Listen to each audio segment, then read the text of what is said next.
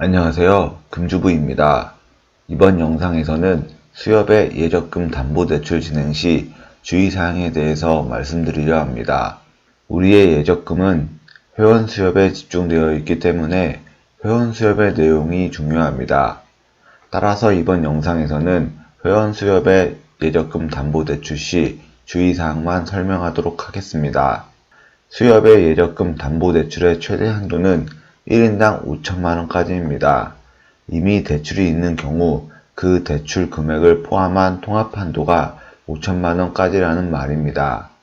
그리고 예적금 담보대출의 최대 대출액은 예적금 납입액의 95%까지입니다. 하지만 수협은 신협과 다르게 대출 가능 시간과 요일이 정해져 있습니다. 대출 신청이 가능한 시간은 오전 9시부터 오후 9시까지입니다. 또한 월요일부터 금요일, 평일에만 대출 신청이 가능하고 토요일, 일요일, 공휴일에는 대출 신청이 불가능합니다. 만약 정해진 시간과 요일을 벗어나 신청을 하게 된다면 오른쪽과 같이 거래 오류 메시지가 뜹니다. 이번에는 대출 상환일 및 대출금리 산정 방법에 대해서 알아보겠습니다. 예적금 담보대출의 최대 대출기간은 당연히 예적금 만기일까지입니다. 예적금이 만기되어 원금과 이자를 인출하면 담보가 사라지는 것이기 때문에 담보가 유효한 날짜인 예적금 만기일까지입니다. 만약 연장이 필요한 경우에는 대출 연장을 반드시 신청하셔야 합니다. 또한 예적금 담보대출의 대출금리는 예적금 금리에서 1.5%를 더해서 산정합니다.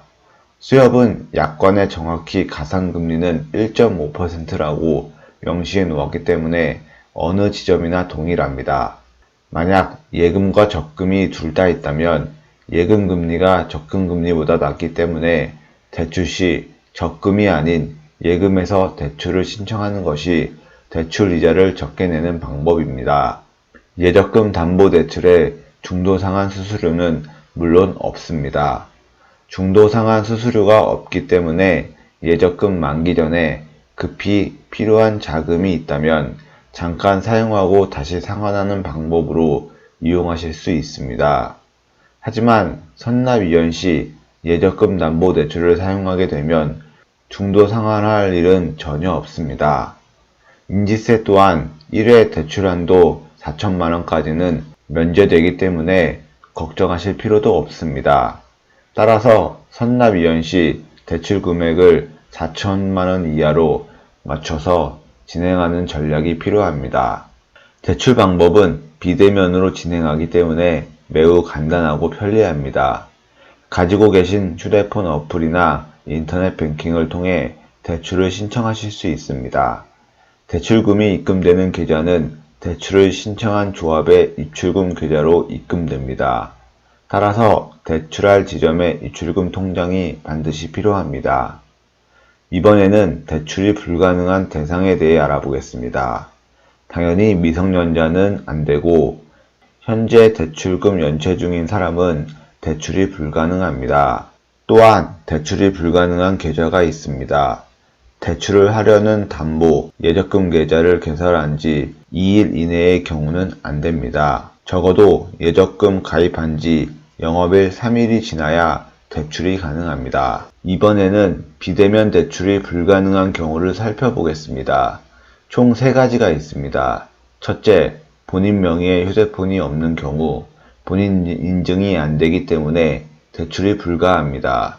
둘째, 기존 인터넷 예적금 담보대출의 만기 연장 또한 안됩니다. 셋째, 담보로 제공된 예적금 상품을 만기 해지하여 해당 인터넷 예적금 대출을 상환하는 경우는 반드시 창구를 방문해야 합니다. 우리에게는 세 번째 항목이 가장 중요합니다. 이 세 번째 조항이 선납이연 시 매우 불편함을 야기시킵니다.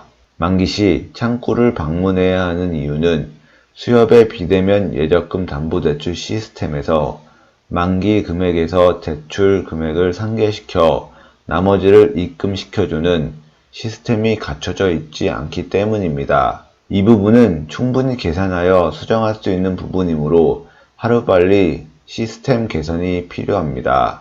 그러면 구체적으로 선납위원 진행 시 문제점을 살펴보겠습니다. 수협에서 허용하는 비대면으로 대출이 가능한 경우는 다음과 같습니다. 일반적인 대출 과정은 가능합니다.